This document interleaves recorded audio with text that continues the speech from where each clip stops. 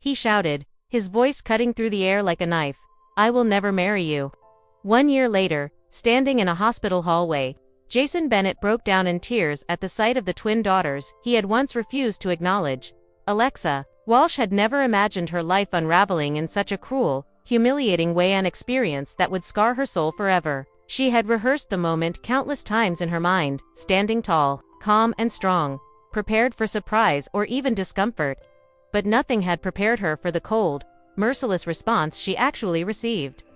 That morning, Alexa stood in the glass-walled office of Bennett Holdings, her fingers trembling as they clutched the ultrasound photo hidden in her pocket. Behind the massive mahogany desk, Jason Bennett sat in his navy-tailored suit, absorbed in financial reports. As though nothing in the world could disturb him.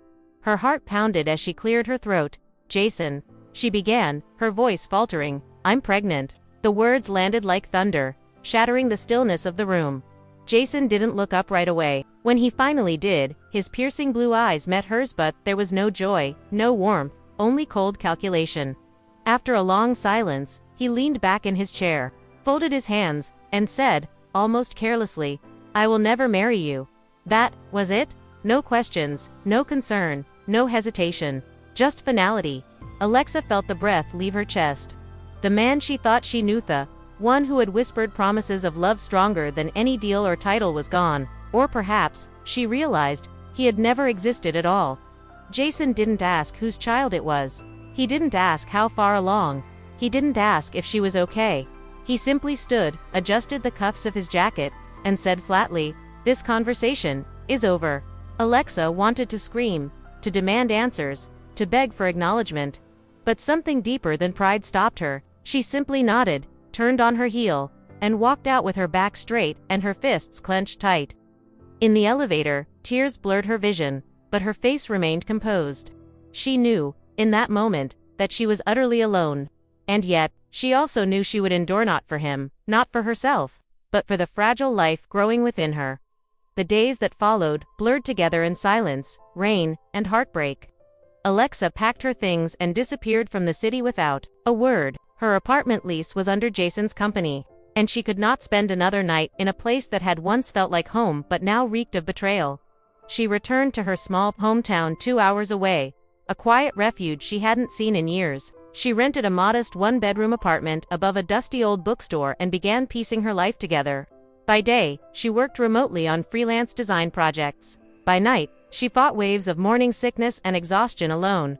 Jason never called, he never asked. His absence was louder than any words could have been. Each night, Alexa clutched the ultrasound photo against her chest, crying into her narrow bed as her belly grew heavier. With her mother gone and her father long estranged, there was no family to lean on, only her and the 2 tiny lives quietly forming inside her. When her doctor revealed she was carrying twins, Alexa's heart swelled. On the screen, she saw them, 2 little profiles, 2 tiny hands, 2 strong heartbeats. Tears slid down her cheeks, not from fear this time, but from wonder. For the first time in months, she felt hope. She left the clinic holding the sonogram tightly, whispering through her tears, "You are enough." From then on, her strength became their anchor. She worked through exhaustion, paid bills she could barely afford, and wrote nightly letters to her unborn daughters in a notebook by her bed. She poured her love into those words, promising one day she would tell them the truth gently. But honestly, Jason no longer existed in her thoughts. The man she once believed in had vanished like smoke. All that remained now were her daughters, her love for them, and the unshakable determination to survive. Alexa had stopped expecting anything from Jason long ago. In her mind, he was someone who had already chosen to disappear. Her focus remained on survival, on her daughters, on getting through each day. Yet deep down, a part of her chest still carried the bruise of his rejection. It wasn't broken anymore, but it was wounded, something that would take years to fully understand. So she pressed forward, quiet and determined, unaware that fate was preparing to throw their worlds together again in a way neither could have predicted. By her 8th month, exhaustion became her closest companion. Swollen legs made it hard to stand, and sharp pains in her back forced her to sleep propped upright most nights. Though she rarely complained, her doctor grew concerned. The twins weren't gaining enough weight, and Alexa herself was clearly running on empty. When a sudden episode of shortness of breath and early contractions struck, She was admitted to the hospital just for observation. But within hours, things turned critical. One of the babies showed signs of distress. And doctors made the urgent decision: an early C-section. The blur of that night never left her. The cold of the gown, the brightness of the surgical lights, the murmur of rushing voices. Alexa closed her eyes and whispered a prayer. Then came the sound she had been waiting for, thin, fragile cries piercing the air, one after the other. Tears poured down her cheeks. Both girls were alive, tiny, fragile, barely over 4 pounds each, but breathing. Lily and Mia, the names she had scribbled into her notebook months earlier. Names she hadn't dared to speak aloud until now. Her daughters were whisked to the NICU, while Alexa was stitched and sent to recovery. Days became a haze of monitors, IVs, and waiting. She visited them every chance she got, whispering softly through glass walls and wires. They looked impossibly small, their tiny faces nearly hidden beneath oversized hats and blankets. Each time, she left their incubators to return to her empty hospital bed, her heart broke anew. Doctors warned her it would be months before the babies were ready to go home. 2 months stretched into 3. Alexa's savings dwindled, but she kept working on her laptop between feedings and pumping schedules, clinging to determination. The nurses were kind, but busy, and the loneliness cut her deeply. She had no visitors, no family, and no one to lean on. Her body healed slowly, but her heart felt suspended between survival and despair. And then, one ordinary afternoon, everything changed. Jason Bennett walked into the hospital, not for her, not for them. One of his business partners had been admitted after a minor accident, and Jason, ever the polished CEO, decided to visit, but a wrong elevator and a distracted receptionist sent him to the pediatric floor instead. He stepped into the bright hallway, scanning the signs in mild confusion. And then he saw her. At first, it was only a silhouette woman in hospital pajamas, hair tied back in a messy bun, gently rocking a stroller.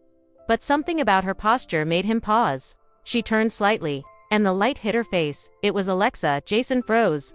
The air vanished from his lungs. She hadn't noticed him yet, humming softly as she adjusted a bottle for the infants inside the stroller. And then, as if pulled by some invisible thread, she lifted her gaze. Their eyes met, the world stopped. Alexa's face went pale. Jason's pulse thundered. He lowered his eyes slowly to the stroller, and his breath caught. 2 babies, 2 tiny girls, their dark hair shining in the fluorescent light. One stirred, opened her eyes blue, piercingly familiar. Jason's chest constricted. His own eyes stared back at him from the face of his daughter. They were his. Flesh and blood. No rumor. No possibility. Reality. Alexa said nothing. She didn't cry, didn't scream. She picked up the bottle, turned her back, and calmly wheeled the stroller into the hospital room. Jason couldn't move. His feet were routed, his heart thundering so loud it drowned out the world. For the first time in years, he was completely lost. He stood outside the hospital room door for long minutes, battling himself. A nurse walked by, giving him a curious glance, and only then did he straighten. Knock twice. Firm but tentative. The door opened halfway. Alexa stood there, calm, guarded, her eyes unreadable. Jason tried to speak, but words failed. She arched an eyebrow, waiting. Finally, without a word, she stepped aside, allowing him in. The room was small, dimly lit, with a cot pressed against the wall and 2 bassinets near the window. One baby slept soundly, while the other wriggled softly, waving tiny fists in the air. Jason approached slowly, as though afraid the fragile moment might shatter. He bent down and stared at the infant. She was so small, so impossibly delicate. His chest ached as he realized he was staring at his daughter. Her daughter's face was a mirror of his mother's. There was no denying it. These were his children. Jason's throat tightened. "Are they?" he began, his voice breaking into a whisper. Alexa didn't meet his eyes. She sat on the edge of the cot, arms crossed tightly. "Yes," she said simply. "They're yours." The words struck him like a physical blow. He staggered slightly before collapsing into the plastic chair beside her bed. The room was still, broken only by the faint beeping of monitors and the soft breaths of the sleeping infants. Jason ran a shaky hand through his hair, staring at the floor before lifting his gaze to her. She looked so different from the last time he had seen her, pale, exhausted, worn down. And yet, beneath that exhaustion was a quiet strength he had never noticed before. A strength born of survival. "Why didn't you tell me?" he asked at last, his tone confused, almost pleading. Alexa let out a bitter laugh, not cruel, but edged with pain. I did. You just didn't care to listen. He opened his mouth to protest, but stopped. Because she was right. He had cut her off. He had dismissed her without a second thought. And now here he was, sitting in the ruins of that choice, staring at the life he had rejected. Jason finally looked at her looked not as a mistake to erase, not as an inconvenience, but as a woman who had endured what he couldn't yet fathom. His voice was softer when he spoke again. I didn't know. And I didn't know what kind of man I was. Until now. Alexa turned to him, her gaze unflinching. They've been in this hospital for 3 months. They were premature. I had surgery. I almost lost one of them. I haven't left this room for more than an hour, in weeks. So forgive me if I'm not thrilled to see you here, acting like you deserve a medal for finally showing up. Her voice was steady, but beneath it trembled the sharp edge of contained fury. Jason didn't argue. He didn't defend himself. He only nodded, heavy with regret, and looked at his daughters again. Can I stay? He asked softly, just for a little while. Alexa didn't answer immediately. She glanced at the babies, both now fast asleep, and something in her expression shifted, not forgiveness, but fatigue. She gave a single nod, then lay back on the cot, closing her eyes. Jason didn't move. He sat there, silent, absorbing the weight of the moment. For the first time in his life, it wasn't about power or pride. It was about showing up. And he was ready to start there. He returned the next morning. Earlier than he expected himself to. He hadn't slept all night. His mind had been a restless reel of imagistic girls' tiny faces, Alexa's tired eyes, the truth he could no longer outrun. By 7 a.m. he was at the hospital door, carrying a paper bag with coffee and oatmeal. When Alexa opened the door, she didn't look surprised. She glanced at the bag and said simply, "You're late." It wasn't forgiveness. But it wasn't rejection either. Inside, the babies were awake and fussing. Jason drifted toward the bassinets almost instinctively. He hesitated with the bottle, unsure. Alexa, watching silently, passed it to him without a word. His hands were clumsy, but careful. Mia latched, and Jason stared in awe, tears pressing behind his eyes as he fed his daughter. For the first time, the weight in his arms grounded him more than any boardroom victory ever could. From that day forward, Jason came every morning and stayed until evening. He brought food, asked questions, read baby books in the waiting room, and clumsily learned diapers, swaddling, and lullabies. Alexa didn't make it easy. She didn't let his presence erase months of silence, but she didn't push him away either. Slowly, a rhythm formed. They spoke. Sometimes, in the quiet hours, when the girls napped, he asked about her freelance work. She told him about late nights spent scraping by. He told her about his company's expansion, not with pride, but with a strange detachment. As if success no longer tasted the same. She listened, cautiously, silently, but her silence no longer felt like ice, it felt like a guarded pause. One afternoon, holding Lily against his chest, Jason blinked hard against tears. Alexa noticed, said nothing, simply handed him a burp cloth. It was a small gesture, but it carried weight. A thread of trust had been pulled taut between them, delicate but real. Over the weeks, Jason's world shifted. He stopped checking emails, stopped answering calls. His assistants didn't understand why he'd gone missing from his empire, but Jason didn't care. The only empire that mattered now fit in to be ASSINETS. And though Alexa never said the words, she noticed. She saw how he moved with ease now, how naturally he soothed Lily when she fussed, how instinctively he reached for Mia's bottle. He wasn't just showing up anymore, he was staying. By the 5th week, the nurses greeted him by name. They know. Longer raised brows when he lifted one of the girls into his arms like he'd been doing it all his life. And though Alexa's walls remained high, cracks were forming. Her tone softened, her gaze lingered. When he brought Lily a stuffed giraffe, and Mia a pacifier tied with a blue ribbon, she didn't scoff. She smiled, barely, but genuinely. Jason caught it, tucked it away in his heart, and asked for nothing more. For now, just being there was enough. By the 3rd month, Jason was no longer a visitor. He was part of the hospital's daily rhythm. The girls grew, stronger, heavier, their little personalities beginning to bloom. Discharge day loomed closer, a moment Alexa had long prayed for, yet now secretly feared because going home meant a new chapter, and neither of them knew what that would look like. For 3 months, they had lived inside a cocoon, small, yet safe. Alexa had grown accustomed to the hum of monitors, the nurse's steady presence, and the fragile rhythm of shared responsibility. The hospital had become her strange sanctuary, a place where heartbreak had been suspended by necessity, but now discharge loomed. And then what? Back to her tiny apartment, barely big enough for one crib, let alone two. Back to endless nights of work while raising two infants alone, and with Jason's presence now woven into her daughter's days. What would happen if he vanished again? He seemed to sense her quiet dread, though she never voiced it. One evening, as Alexa folded the girls' clothes in silence, Jason asked gently, "Where will you go once they're discharged?" She hesitated, then answered carefully, "Back to my apartment. It's small, but I've managed." Jason studied her, with pity but with something heavier. Admiration, regret, hesitation. You shouldn't have had to manage alone. The silence that followed was thick, carrying everything they hadn't said. The next morning, he arrived not just with coffee but with an envelope. Inside was a lease to a modest two-bedroom house, complete with a small yard and a nursery already furnished. Alexa stared at it, stunned.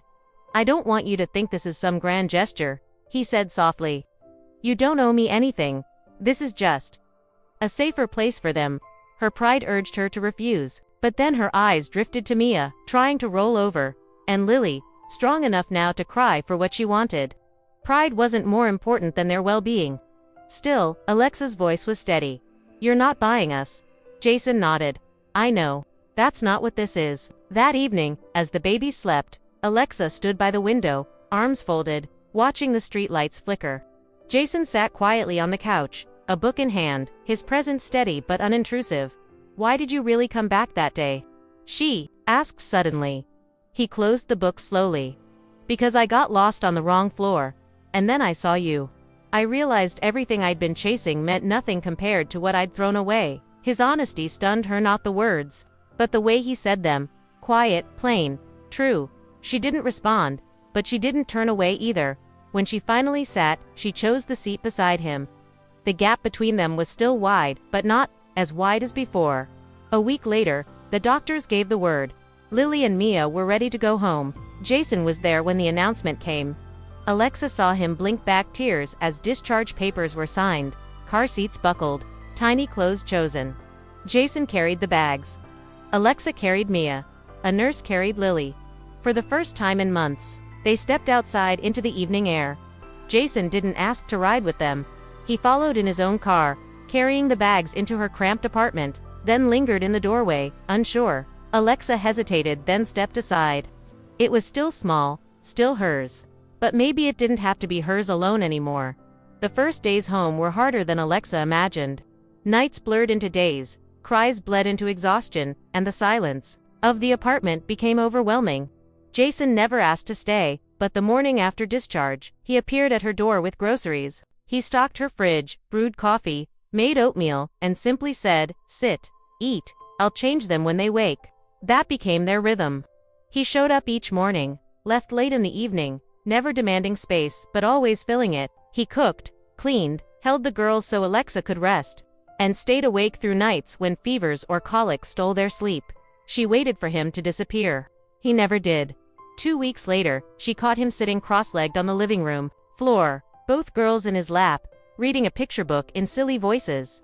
Alexa stood silently in the doorway, watching. For the first time since telling him she was pregnant, she didn't feel like she was surviving alone. That night, after the girls slept, she handed him a beer, a quiet offering. They sat shoulder to shoulder, listening to the soft hum of the baby monitor. Jason spoke first. "I think about that day in the office more than you know. What I said. What I didn't say. I was a coward. I thought walking away would make it disappear."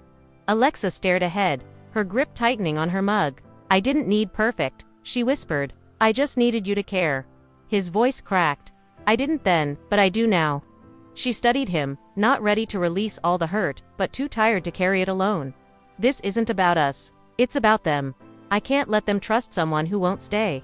Jason nodded. "Then I'll keep staying until you believe I will." And he did. Day after day. Week after week. By the 4th week, even the neighbors called him the girl's dad. Alexa didn't correct them, because in every way that mattered he was. On the girl's 6-month milestone, Jason surprised her with a scrapbook. filled with every moment he had captured, first smiles, first baths, sleepy cuddles. The last page was left blank. Why? Alexa asked. Because we're still writing the rest. She closed the book slowly. Then let's hope the story's worth finishing. Jason reached for her hand. This time, she didn't pull away. Months later, the night before their daughter's first birthday, Alexa found herself surrounded by balloons and unfrosted cupcakes. Jason had gone out for last-minute decorations, the apartment buzzing with the life they had built. For a moment, she stood still, arms wrapped around herself, realizing she was no longer alone in this. When he returned, arms full of streamers, he smiled nervously. I think I bought out the party aisle. Later, after the girls slept, they sat at the kitchen table sharing cake. Alexa looked at him, her voice low. You've done more than I ever expected. Jason held her gaze. Didn't come to prove anything? I came because I couldn't imagine not being here. Alexa walked to the shelf, pulled down the scrapbook, and placed a new photo on the blank page. The four of them on the couch, laughter frozen in time. She whispered, "This is our new first page." Jason's voice trembled. Then let me be him for you, for them. This time, Alexa nodded, not because she needed saving, but because she finally believed she didn't have to carry everything alone. The next morning, laughter filled the apartment. Balloons tangled in chairs, cupcakes smeared across tiny hands, music slightly off-key but joyful. Friends and neighbors crowded in, and Alexa stood at the window, Mia on her hip, watching Lily crawl after a balloon. Jason came up behind her, his hand resting gently on her back. I know I can't rewrite the past, he murmured, but I want to write the rest with you. She kissed his cheeks softly. Then let's keep turning the page together. And in that small, messy, beautiful home, they did just that, not with dramatic promises, not with perfect endings, but with the quiet power of redemption. Because Jason hadn't earned their trust with words. He earned it by staying, and in a world where people so often walk away, sometimes the bravest love is simply the one that remains.